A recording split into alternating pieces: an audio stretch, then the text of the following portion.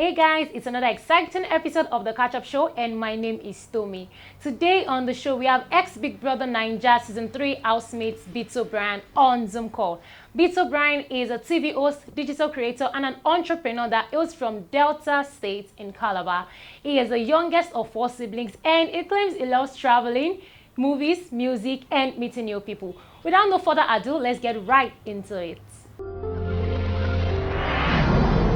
So far, you left the Big Brother Naija house like 2 years ago, if I'm correct. So what have you been up to ever since? Yeah. All right. A lot has been on since I left BBNaija House. First off, I've been doing more of my media involvement. I'm a broadcaster on radio. Okay. Apart from that, I've been engaged in a lot of humanitarian activity. I've worked with United Purpose, I've worked with Koko Foundation, and a number of other NGOs around projects they have in Nigeria. But personally, it's been more of my personal life and meeting my personal goals, especially in the media space. So that's what I've been up to. And if you visit my profile on social media, you'll be able to follow my journey after the house with the projects I've been able to do and things I've been able to achieve and current things I'm also working on. While you were in the Big Brother Naija house, like, what was your experience like? My time in the Big Naija House was a very exciting one. It was an experience like no other because that was the very first time I was on any reality TV show or any platform of that magnitude. So the experience came with the wow factor, it came with the adventurous factor, it also came with a whole lot of surprise. So it was mixed emotions. It was a beautiful experience, although it was short-lived. Short-lived, yeah, because we know you spent like some 22 days in the house.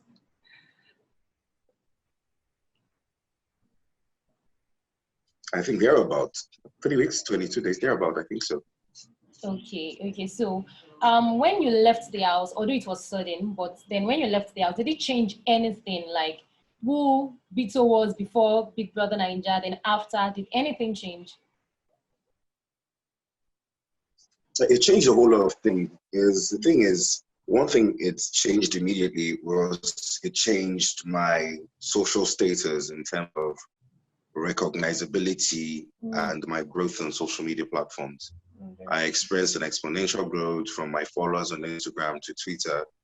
And more so, what happened was the fact that I needed to do little of introductions as to who I was, because people could relate, oh, Bitto from BBNaija.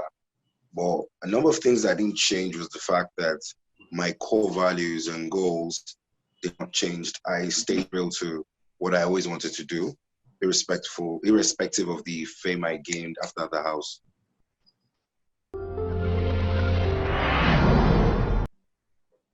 Okay, so you'd say that you enjoyed the BBNaija house without any regrets at all. Hello? Sorry, I didn't get that.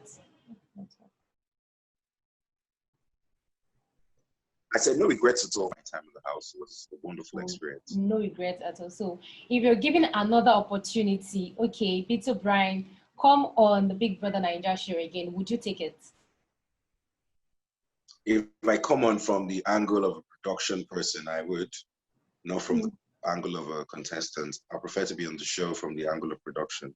Oh, nice. Okay. So the Big Brother Naija lockdown season 5 is on now. Are you following the show? Yes, I am following the show. Oh, wonderful. You're following. So what's your take on personalities like Nengi, Ozo, Erica, and Kidwaya? What's your take on their personality? All right, first of all, before I give my takes on the respective housemates in this season lockdown of BBNaija, I want to first say a big kudos to the organizers of the show, because 2020 looked like a year that was going to be boring without entertainment, and they found a way to create some form of entertainment and drama by putting up the BBNaija lockdown, so they deserve all the accolades they get. And now, to the selection of the housemates and the housemates we have in the house.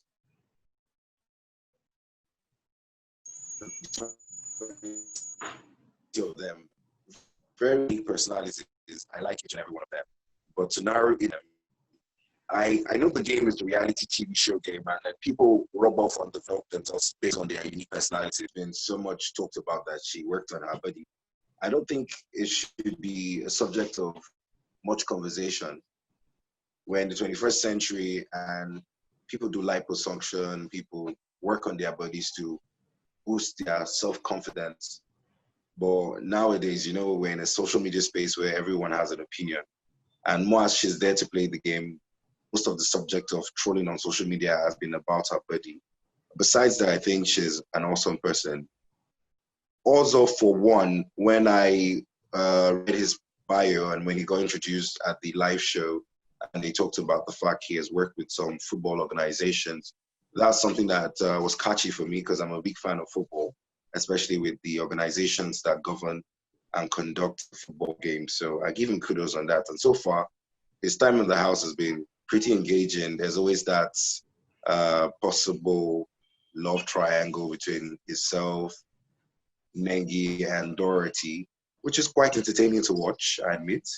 And so the same thing goes for the other housemates, the love triangle between Lakon, Erica, Kidwire. This season, lockdown has been more about the love triangle housemates, but it's still a lot of people now seem to understand that the bottom four were put up were a little less involved in all the love drama, and you can see a conscious effort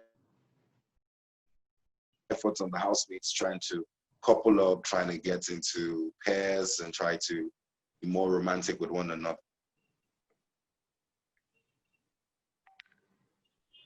Okay. That's quite Hello? interesting. That's quite interesting. So, from your own perspective now, as an ex-Big Brother Naija housemate, what would you say to housemates losing their wager task like 4 times in a row, 3 times in a row now, and they won just one wager task? Is it that they're not getting their head in the game or they are just being distracted? What would you have to say about that? Okay, so about the wager task situation and the losses that housemates have recorded, it's one thing, it's normal for housemates to lose their wager tax in their first few weeks in the house. This is because they're probably not used to working together as a team, or the head of house, and in this case, deputy, are not so proactive with getting them to listen to the instructions, obey house rules, and make the tax very entertaining. Last week, Thursday, Big Brother complained that the task was too short. They had to do a sensitization campaign on rape, and they served us more like a jingle when we're expecting a movie. So it's based on the interpretation of Big Brother's rules.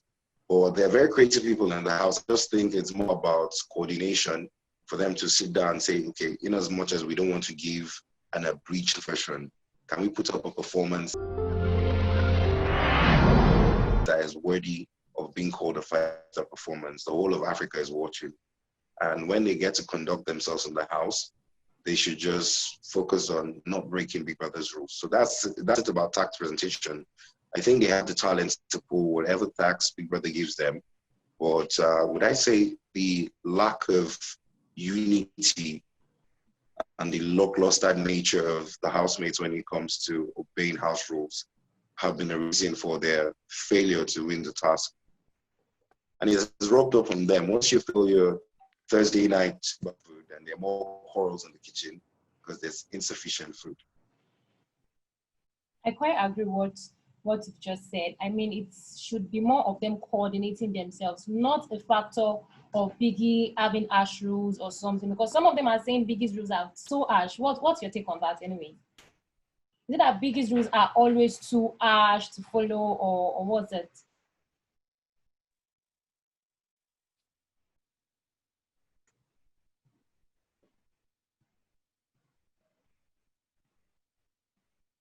Hello, are you there? Hello. Can you hear me? Yeah, I can hear you. Yeah, I can hear you. Yes. I said on social media platforms, people say that Biggie's rules are too harsh or too hard, especially when they did their no means no campaign and we all thought they did well and all of those stuff. They actually coordinated themselves in. But Biggie said it was a lose. So what's your take on that? Being an ex-housemate that has experienced such too.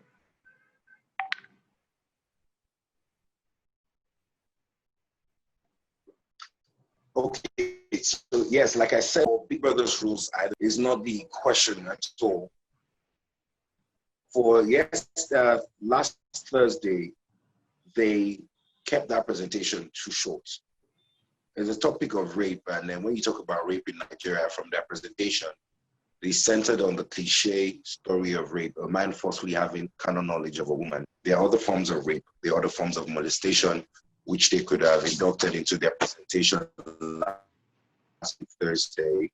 But for some reason, they chose to keep it abridged and give us a very short performance. I think they could have done better. And then, mind you, presents the task is us. So when you go about performance on Thursday, Big Brother still has the rule and the power to say you have failed your wager task. I don't know if you understand what I'm saying. Yes, I totally understand. I totally get you. So which Big Brother Ninja lockdown housemate are you rooting for now? Since you're following the show, so who are you rooting for? None. No, I'm not rooting for anyone in particular. Not because I don't want any of them to win, but all I always say is, may the best candidate win. The thing is, last Sunday's eviction shocked us so much so that you cannot really say you're rooting for anyone, because in as much as Nigerians put in their time, money, and finance into voting, and the result from the poll came out, we still saw the other side. Biggest rules could still switch to evict someone who wasn't bottom of the poll. Like in Kaisha's case, in as much as she had the votes, the final rule play by Biggie, which allows the housemates to vote amongst the bottom four, saw her evicted, despite the fact that the voting public had done quite a lot to put her out of harm's way. So it's difficult to say who you're rooting for when all these other little parameters play around the final evictions and possibly who gets into the finals. Okay, but regardless, who do you feel would win the grand prize? Okay, so that I think the best way to answer this next question would be to say who would I peg to get to the final? In getting to the finals, I think we have very strong characters in the house this year. Would peg someone like Erica get into the final. I'd also peg someone like Prince get into the finals. I would also peg someone like Kidwire, Lakon, and probably a fifth housemate to get to the final. It might just be a Dorothy Ozo, or shockingly, it might be a Lucy. So they're very strong contenders in the house this year. It all depends on how well they can win their head of house stacks and how well their fan bases can vote to take them to the finals. Okay. Okay, now as opposed to people's opinion that the Big Brother Ninja house promotes moral decadence. So what's your take on this? You as an ex-Big Brother Ninja housemate, you've been there. So what's your take on this? First off, the show is rated PG-18 and viewers' discretion is advised. It's like you watching a horror movie and you're complaining that there are lots of gory scenes. There's too much blood everywhere, but you know you're watching a horror movie. It's the same thing with the BBNaija show. You're watching a social experiment with young adults who are of the consenting age, who are very expressive with their urges, with their emotions, and with their lifestyles. A lot of people don't do stuff they do in their normal life on television. And when they're confined in such a space, it's difficult not to miss those cravings that you have in your regular day-to-day life. But Nigerians can trust them. When you do something you would have done in the comfort of your house, they'll say, oh, you should have known you were on television. So much so as the bad things of maybe picking your nose, you understand? So everyone's eyes is on you. The moral decadence doesn't really strike me as one of the things the show promotes. And that it promotes a lot of things. It's just the negative things people like to highlight from everything that is shown on television. They do Thursday night tax presentations, and those tax presentations address the social ills in our society. They do other creative things in the house, but if you choose to see the part where an adult who is of a consenting age engages in some sort of intimacy with another housemate as the main reason for the show, then I think you have lost line with what is obtainable from the show. Okay, so it means that with your submission now, it means you're in support of housemates getting into intimate or emotional relationship in the house. Well, being in support of that is a question of what they choose to do with their time in the house. My point here is if someone in the house is a smoker in his real day-to-day life and he smokes on the show, would you say that the show is promoting smoking? No, that's the person's personal life.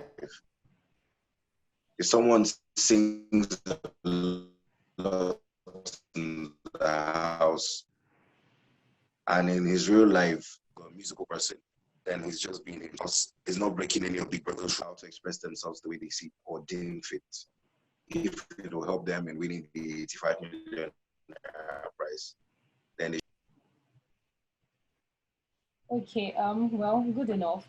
So, when you like attended, when you were in the house and after you left, during and after, did the show add any morals to you? Did it add to your moral standards or did it subtract from your moral standards?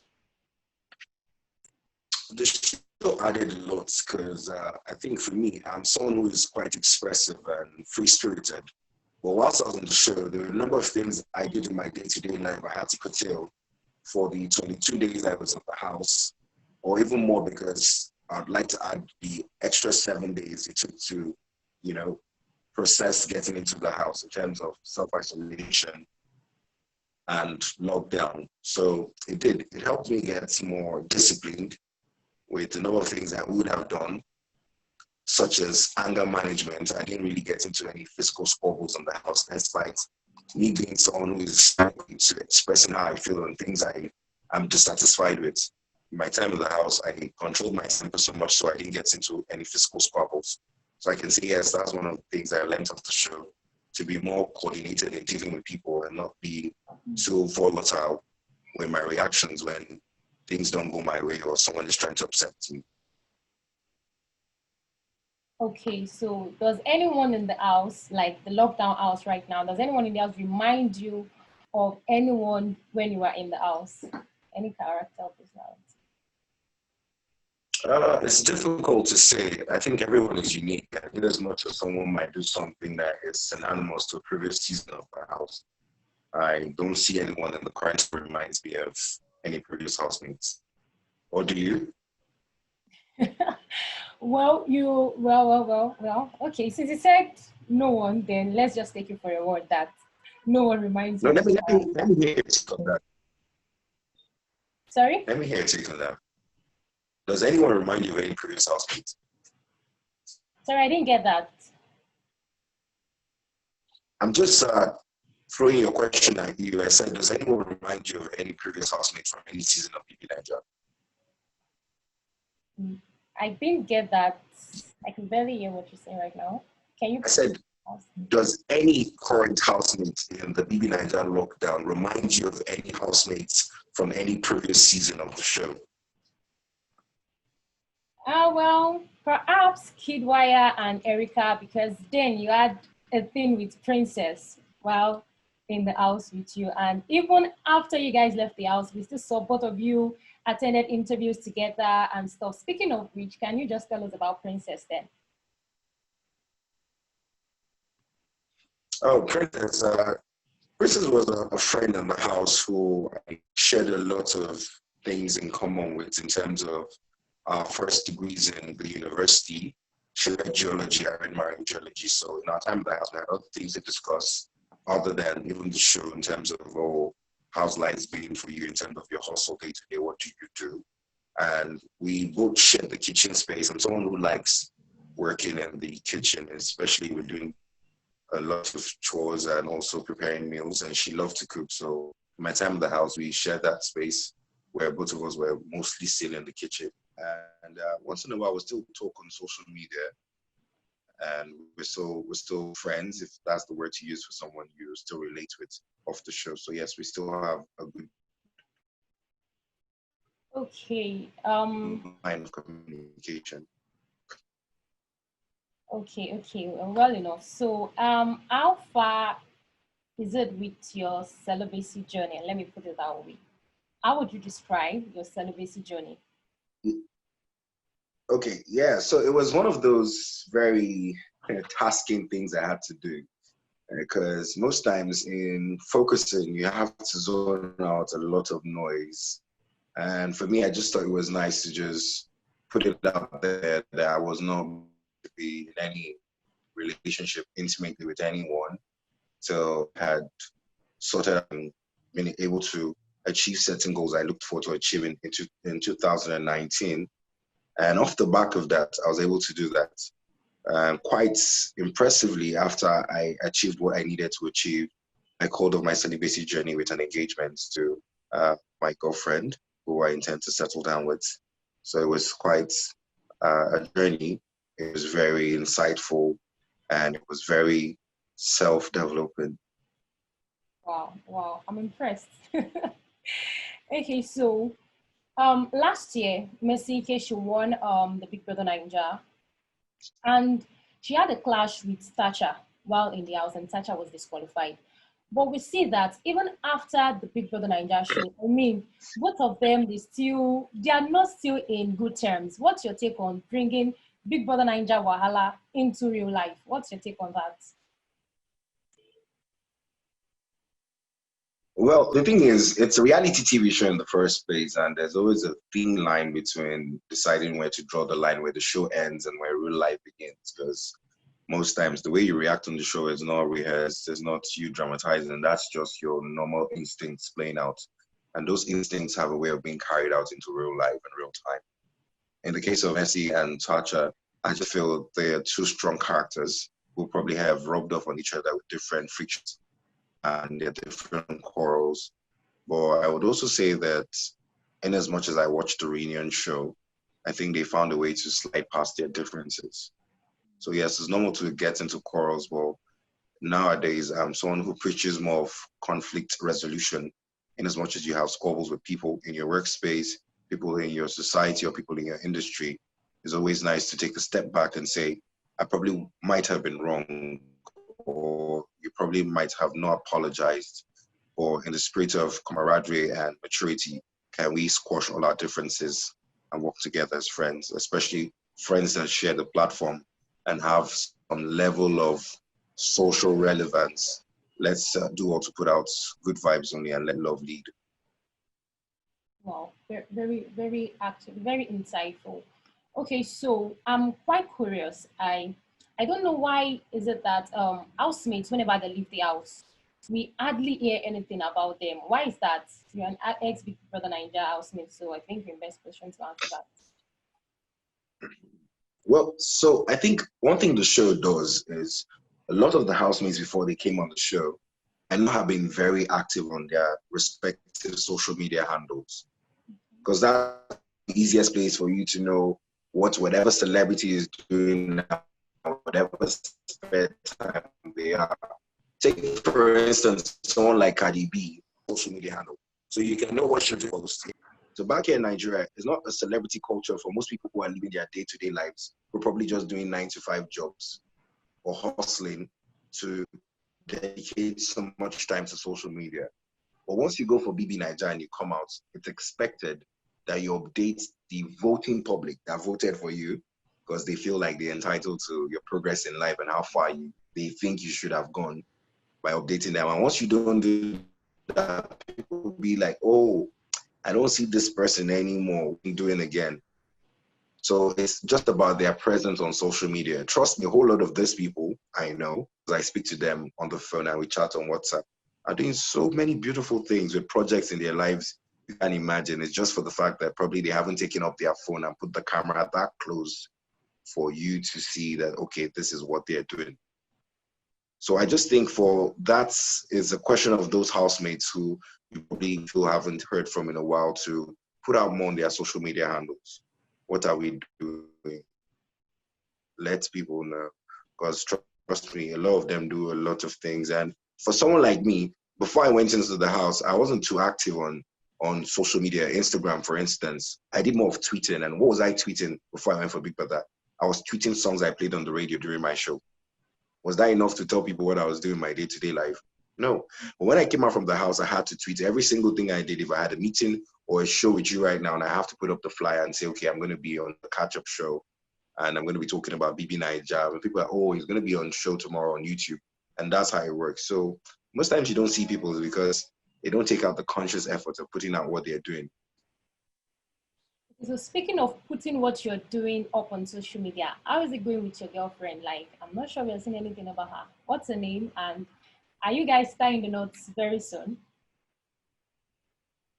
Okay, so yes, her name is Victoria, to answer the question of what her name is. Okay. And in terms of putting out stuff on social media, most times it's either you're the ones of the content or you're the face of the content being put out.